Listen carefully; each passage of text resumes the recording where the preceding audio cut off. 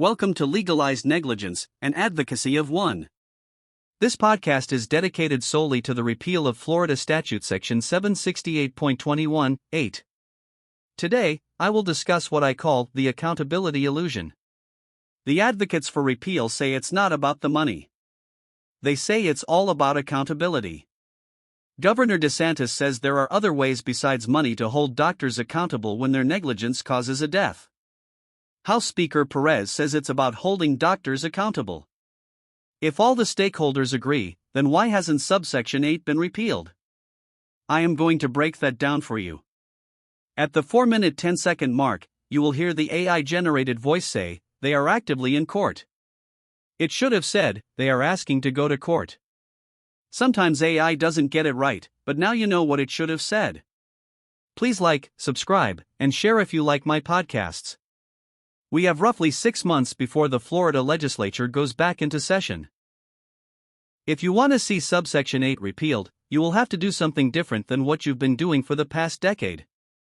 Antagonizing billboards and spray painting graffiti is not the way to change laws. So, let's get into it. Okay, let's unpack this.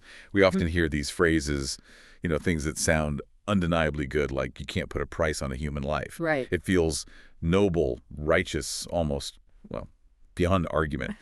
But what happens when that statement, which seems so solid, is actually applied in a very specific legal, political context and maybe becomes a barrier to getting the justice it seems to champion? Yeah, that's exactly where we're diving today. It's a profound paradox, really, especially when you bring it into the practical world, the world of law. Okay. So today we're focusing on this pretty complex legislative debate happening down in Florida. It's all centered around potentially repealing a specific statute, Florida statute, section 768.218. Right, subsection 8. Exactly. And put simply, this law governs who can legally ask for certain kinds of damages when a wrongful death occurs. And the real tension, the legislative sticking points wrapped up precisely in this idea of valuing a life, ensuring accountability, and the tools our legal system actually has to deal with loss, which, let's be honest, primarily means money.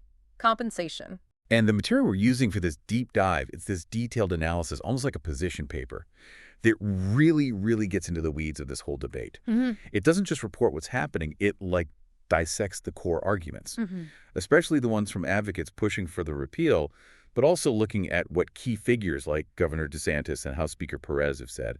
It's a close look at the actual language being used and the logic, or maybe the lack of logic, as the source kind of suggests sometimes, behind these different positions. That's spot on. And our mission today, as we explore this source material with you, is really to pull apart those main arguments. We want to expose the contradictions the analysis points out, understand how different people are defining that really crucial but maybe kind of vague term, accountability. Accountability, yeah. Yeah. Everyone uses it. Everyone uses it. And ultimately, we'll look at what the source suggests might be a way forward, to break this legislative gridlock. Yeah. But just to be super clear, we're not here to take sides. We're not endorsing any viewpoint. We're simply presenting and dissecting the analysis that's in the source material, trying to help you understand all the nuances of this pretty complex issue. Yeah, think of it like we're looking under the hood together.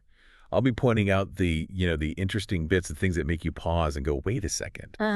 And you'll help us synthesize it all, connect the dots, figure out the broader implications, the so what of it all. Exactly. The goal is to help you, our listener, get past the headlines, past the sound bites, which are often, emotionally powerful, but maybe lack a bit of precision. We want to get to a deeper understanding of the mechanics and the arguments driving this very real policy fight. All right.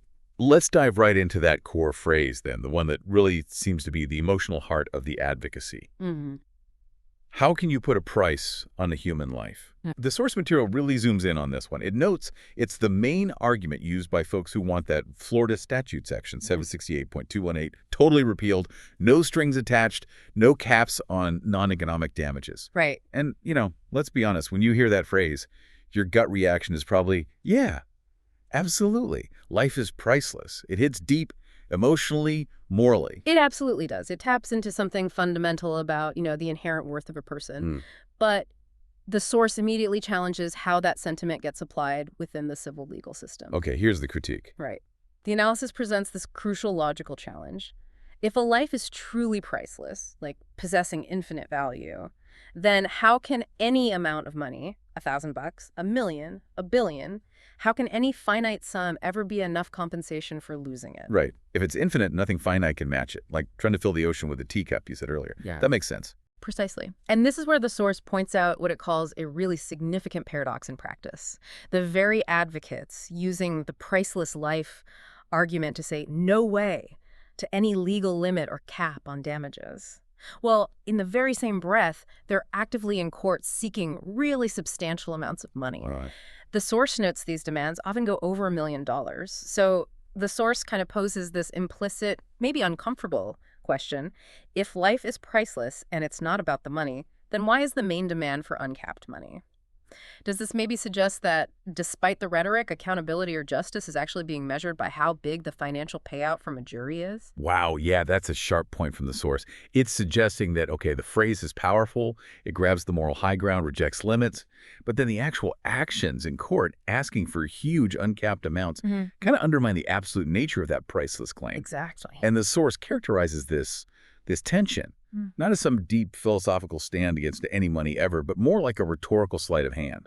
A tactic. Yeah, a tactic may be used to just shut down any talk about limits on the money. They sort of deny evaluation rhetorically, while at the same time demanding uncapped financial awards through the courts. The source says this creates a basic incoherence between the stated principle and the actual strategy in the civil system. And this disconnect, this dissonance, leads straight to what the source calls the uncomfortable truth about our legal system, which is the civil legal system does put a price tag, a monetary value on human life and the harm from its loss every single day. And the source says it basically has to, right? Yes, it argues it's by necessity. You see, when you bring a grievance, especially something as profound as a wrongful death, to a civil court, the court's main tools, often its only tools to fix that harm, are monetary. Money. Awarding damages, covering things like lost wages or medical bills, that's economic damage. But also damages for pain, suffering, loss of companionship, the non-economic stuff. The court can order someone to pay back money, cover court costs, maybe sometimes issue an injunction, but its core job in these cases is translating harm into dollars and cents. The source briefly contrasts this with criminal courts, which can use fines or jail time. But civil courts, they're mostly stuck with money. So, by filing a civil lawsuit in the first place, you're kind of inherently agreeing to play the game where loss gets valued in monetary terms. That's just how that system is built. That's the crux of it.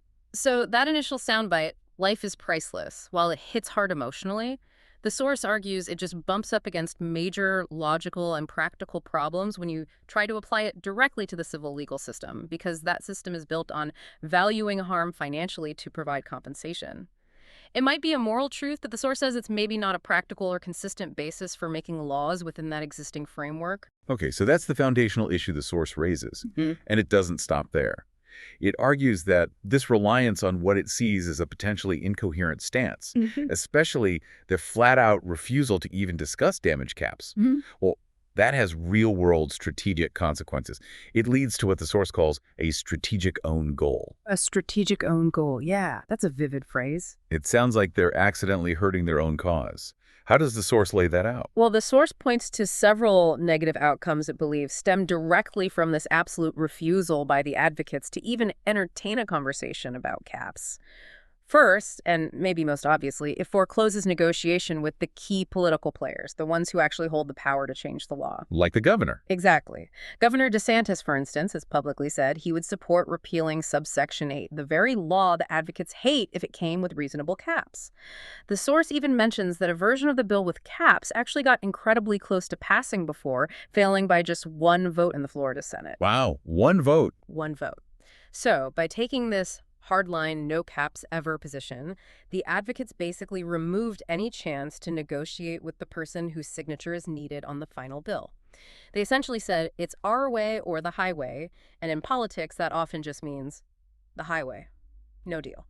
So being absolute meant shutting the door on a compromise where they might have gotten part of what they wanted, the repeal itself. Precisely. And the source argues this rigidity also tends to alienate legislators. There might be lawmakers who are genuinely sympathetic, they want to help families get standing in court, but they're also worried about the bigger picture for the state's healthcare system. Like keeping doctors in the state, insurance costs, Yeah, exactly. This thing. Physician retention, making sure doctors don't flee because of high malpractice risks or insurance premiums, the impact on insurance rates for hospitals and doctors, and, ultimately making sure people can still access affordable health care.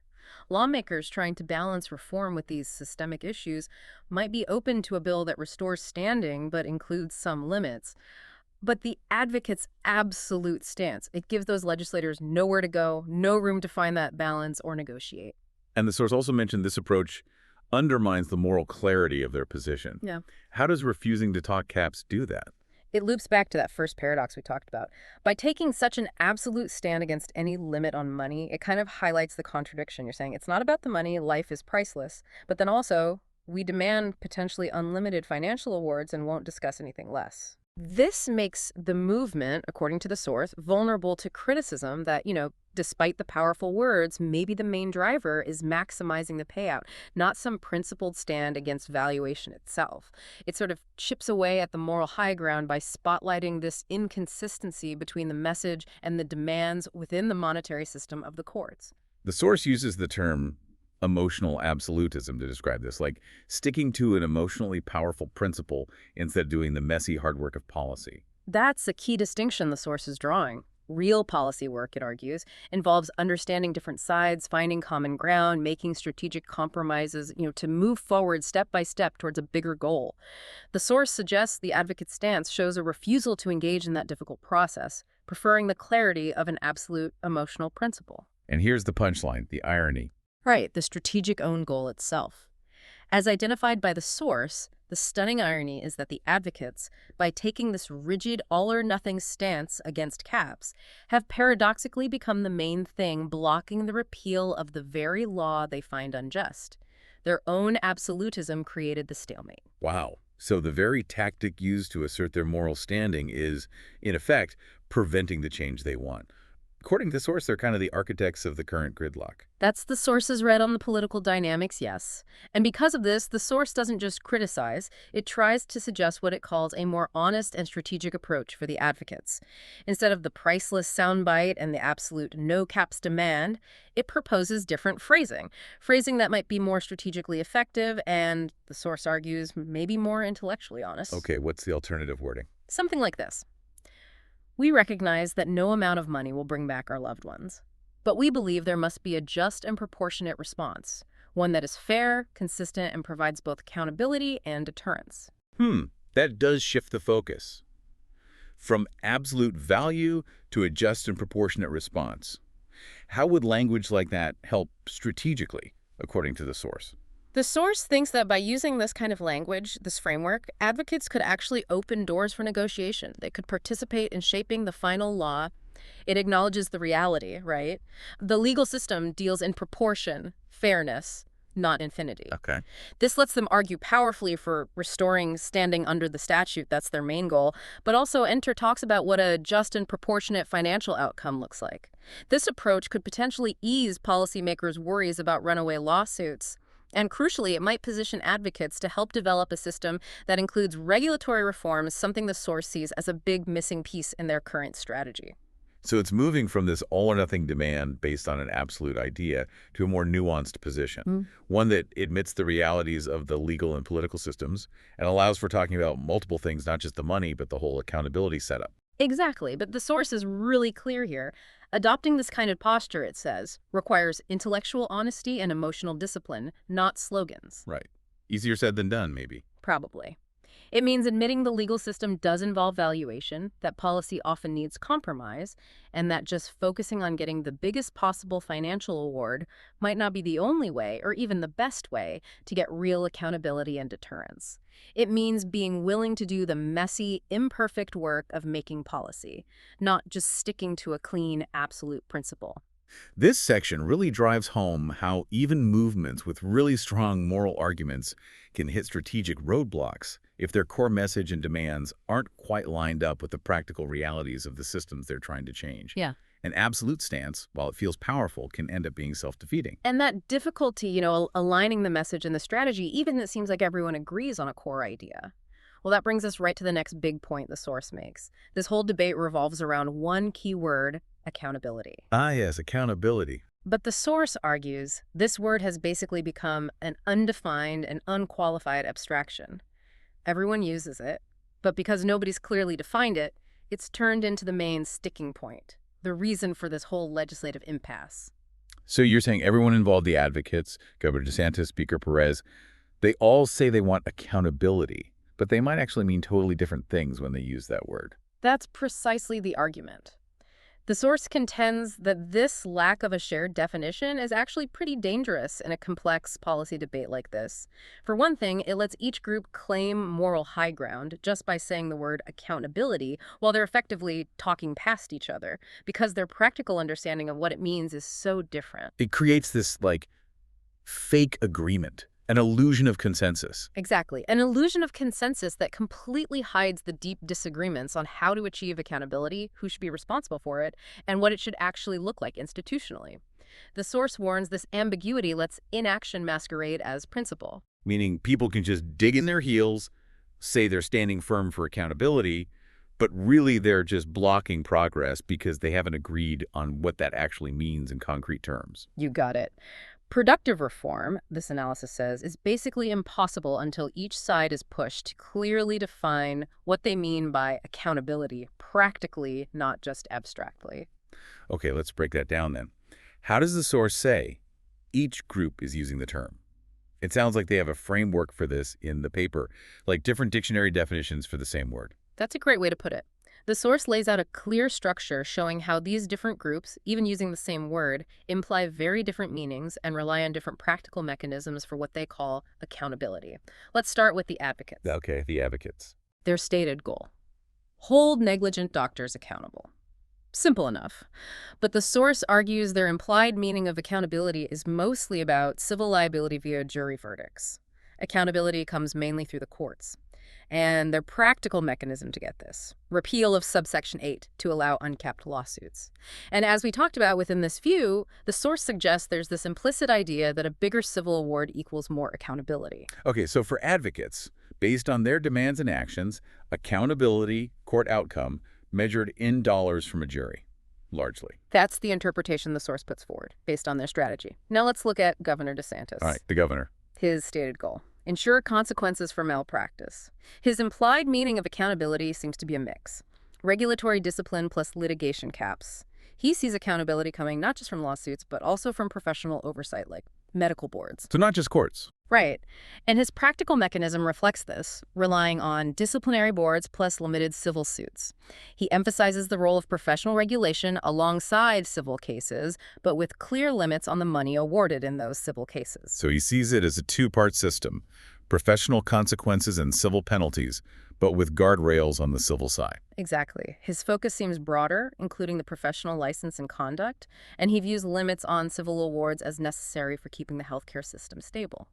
Okay, finally, Speaker Perez. The House Speaker. His stated goal is equal access to justice.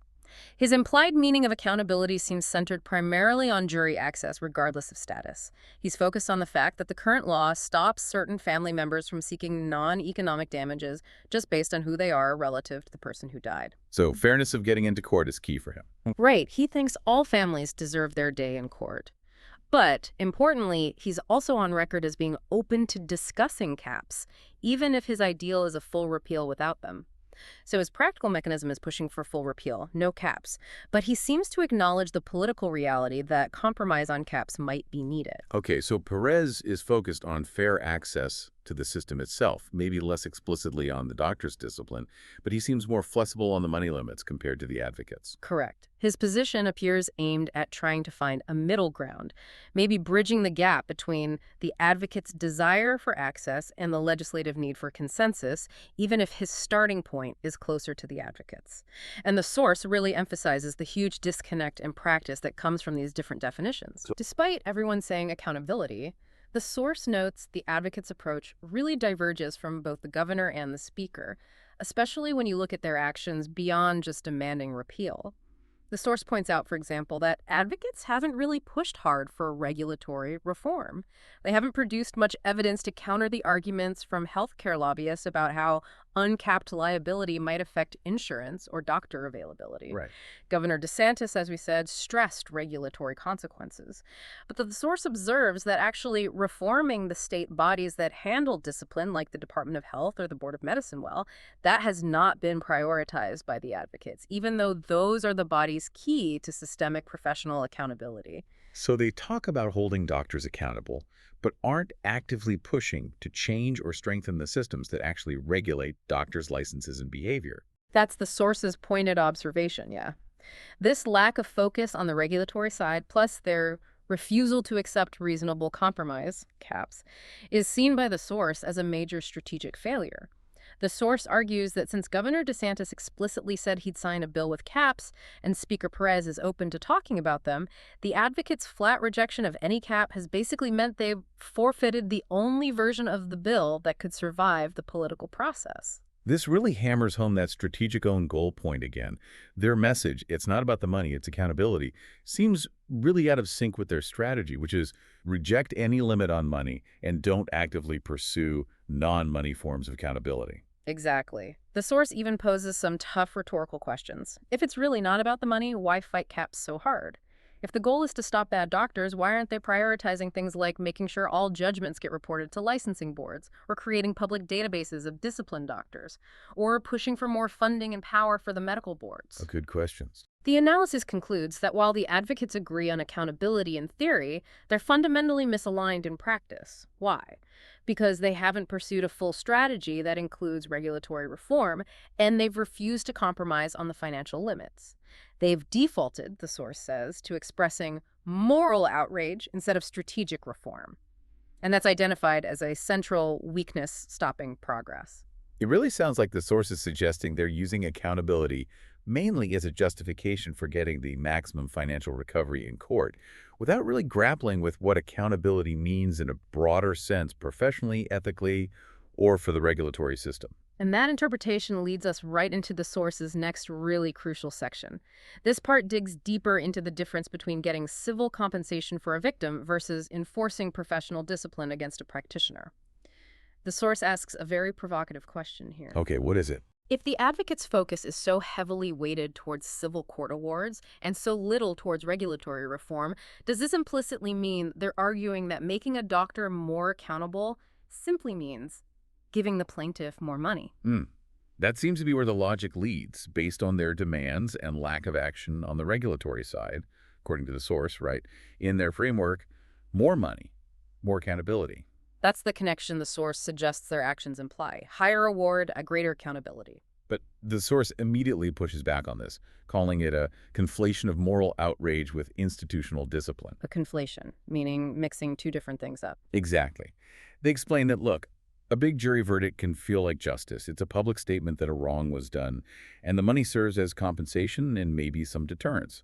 But, and this is the key point, it doesn't automatically translate into formal professional accountability that actually protects the public from that specific doctor in the future. And the source gives specific reasons why a civil court, even one that awards a massive judgment, just can't deliver that kind of formal professional accountability. Absolutely. The source gets very specific about what civil courts cannot do regarding a doctor's professional life. A civil court, no matter the verdict size, cannot revoke or suspend that doctor's license to practice. Okay, can't stop them practice. Cannot mandate they get corrective training or work under supervision. Cannot issue a formal public censure or warning on their professional record. Cannot place them on professional probation with conditions. Cannot force systemic changes at the hospital or clinic where the mistake happened. Wow. Okay, so no changes to prevent it happening again at that place. Right. And crucially, the court can't automatically send the case to the medical board for disciplinary review unless someone files a separate administrative complaint.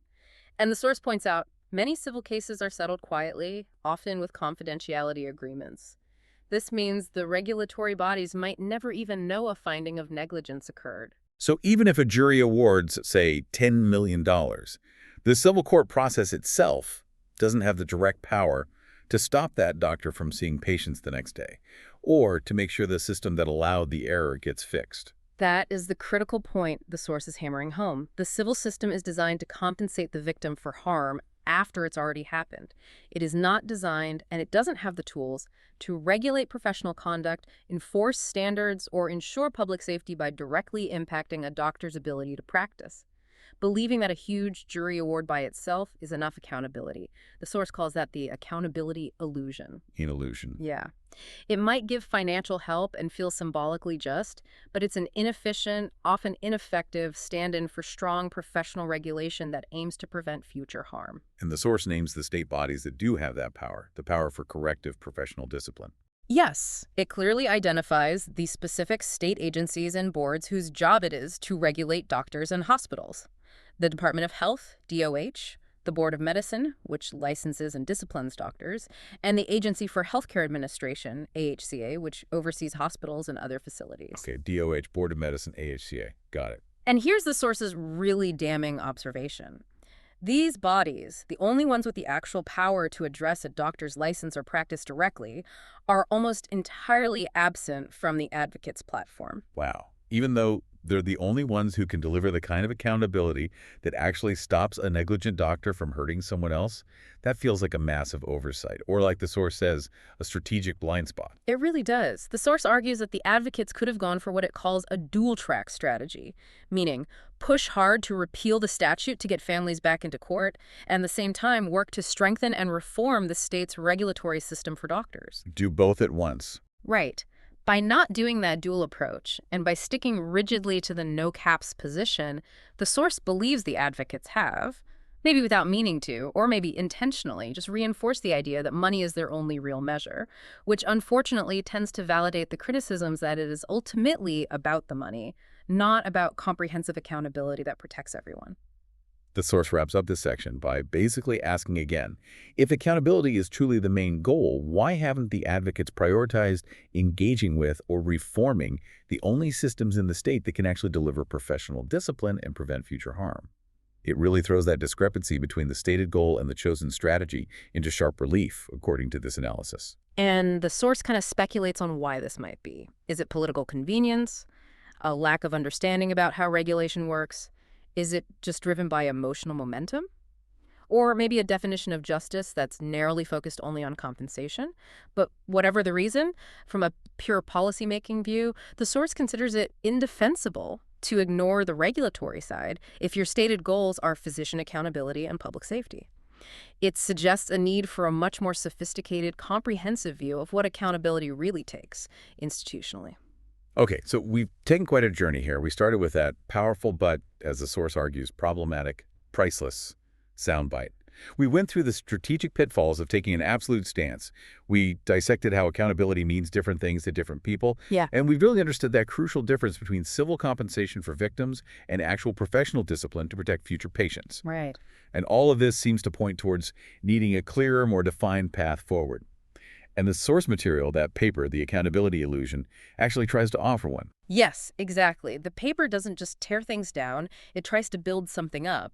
It clearly states its purpose is to define these terms properly and propose an intellectually honest, policy-driven path forward, one that could potentially break the current stalemate by actually addressing the concerns of all the stakeholders involved. And it kicks off by suggesting a clearer, more detailed framework for what accountability should really encompass in this whole context. What are the different types the source says are needed for a complete picture? The source proposes that real, effective medical accountability needs a framework built on three interacting parts. First, civil accountability, defined as financial redress for legally recognized harm. This is what the courts deliver. Its job is to compensate the victim or their family for the loss suffered. But the source notes its limit. It can't directly fix the doctor's behavior or stop future harm from that person. Okay, so money for harm done. That's number one. Second, regulatory accountability, defined as oversight and discipline to prevent future harm. This is delivered by those state bodies we mentioned, DOH, Board of Medicine, AHCA. Their job is to investigate misconduct, enforce standards, order corrective actions, maybe even pull licenses. But the source notes its current weakness. It's often underutilized and can be hampered by politics. Right, the professional oversight part. Yeah. Often weak, but necessary. What's the third? Third is public accountability, defined as transparency and institutional correction. This comes through things like systemic policy reforms, public reporting systems, whistleblower protections. Its job is to make information about bad actors or problem facilities available to the public and to drive system-wide changes for better safety. It's a limitation. It requires political will and needs coordination across different government parts. Okay, so civil, regulatory, and public. The source is arguing you can't just rely on one or even two of these. Real medical accountability, a system that both compensates victims and protects the public. It only happens when you have a strong combination of all three working together. Money for harm, professional discipline, and system-wide transparency. Exactly. The paper really stresses that building a true system of medical accountability in Florida means intentionally designing policies that weave together and boost all three types. And building on that idea, the source proposes a specific dual-track accountability model. This is presented as a potential legislative bill, one that might actually be viable because it tries to address the core concerns of the different groups by mixing civil lawsuits with regulatory oversight. Okay, this is where the source gets really practical, moving from definitions to actual policy ideas. What are the key pieces of this proposed bill, according to the source? The source lays out 6 specific, concrete components for a law designed to achieve this dual-track accountability. It's aimed at finding something that could maybe get enough support to actually pass. Here they are. Repeal or modify FS, Section 768.218. This is the foundation. The proposal includes getting rid of that section that stops certain family members from seeking non-economic damages. This gives them back their access, their standing in court. That directly addresses a key demand of the advocates for equal justice. Okay, fix the access issue first. Makes sense. What's next? 2. Implement non-economic damage caps. Now, this acknowledges the political reality and the concerns from policymakers. The proposal includes putting reasonable caps on those non-economic damages. It even suggests a potentially high limit, maybe $1 million per claimant. The argument is this provides significant compensation, so it's fair, but it also addresses worries about huge, unpredictable verdicts destabilizing things, making the bill more likely to pass. So access restored, but with some financial boundaries. Controversial, maybe, but potentially practical. Number 3. 3. Cap attorney fees. This is framed as a safeguard against the system being abused or becoming excessively costly. The proposal includes limiting how much lawyers can take, maybe based on existing caps for other types of malpractice cases in Florida. This speaks directly to a concern Governor DeSantis raised about litigation costs. Okay, limit lawyer fees too. Number 4 sounds important. 4. Mandate referral of all malpractice verdicts to the Board of Medicine. This is huge.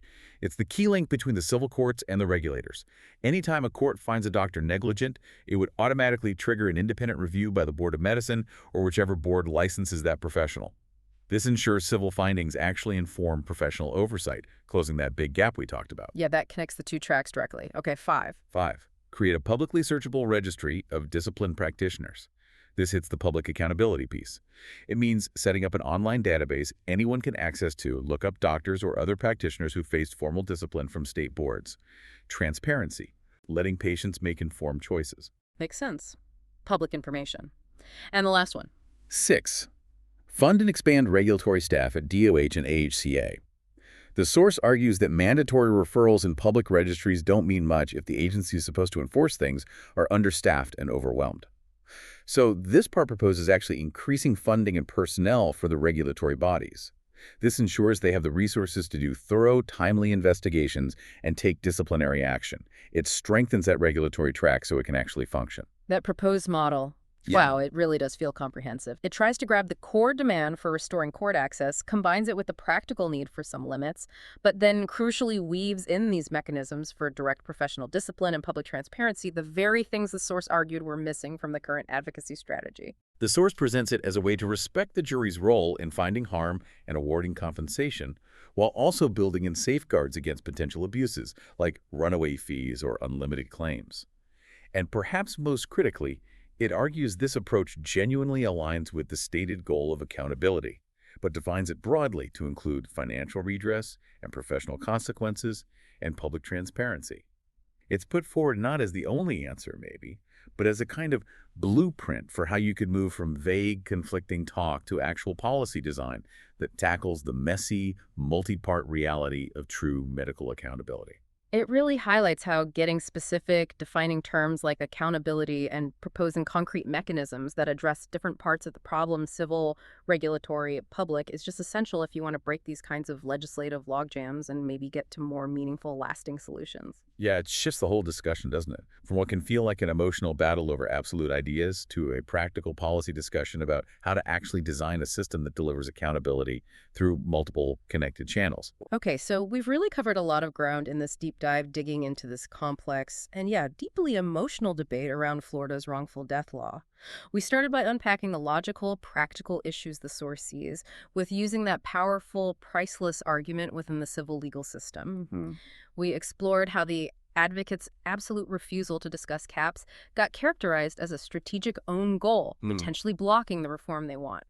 We dissected how that key word, accountability, is being used with fundamentally different meanings, creating this illusion of consensus that masks a real policy deadlock. Right. We looked really closely at that critical difference between civil money for victims and professional discipline for doctors, highlighting how courts aren't built for the second part, a point the source says is missing in the current advocacy focus. Yeah. And finally, we examined the source's own framework for defining accountability, civil, regulatory, public, and their specific dual-track accountability model as a potential policy blueprint to actually move things forward. It's a really powerful case study, isn't it? Showing how language and strategy, even when they come from deeply held values and emotional truth, have to mesh with the practical realities and the actual structures of our legal and political systems if you want to achieve results. The call for justice, for accountability when lives are lost to negligence, that's undeniable. It's deeply felt. But this source material really challenges everyone involved to think hard about how that accountability is best achieved within a really complex system.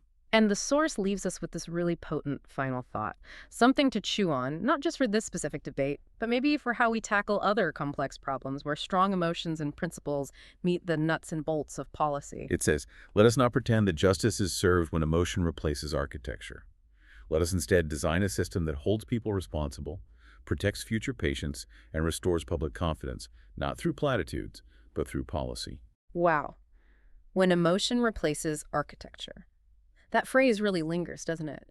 It makes you wonder, how often do we let these undefined, emotionally charged words or absolute stances get in the way of the careful, collaborative design work needed to build solutions that actually work? It's a challenge, isn't it? To look past the slogans and ask, for any issue where we demand accountability, what does that actually mean in practice? What specific, tangible mechanisms does it require? Is it just about money? Is it about changing behavior? Is it transparency? And maybe most importantly, are the tools we're currently focused on actually capable of delivering the type of outcome we say we want? Absolutely. It's really a call for clarity, for strategy, and for a much broader view of what justice actually requires in a complicated world. Well, thank you for joining us on this deep dive into what is definitely a challenging but incredibly important issue.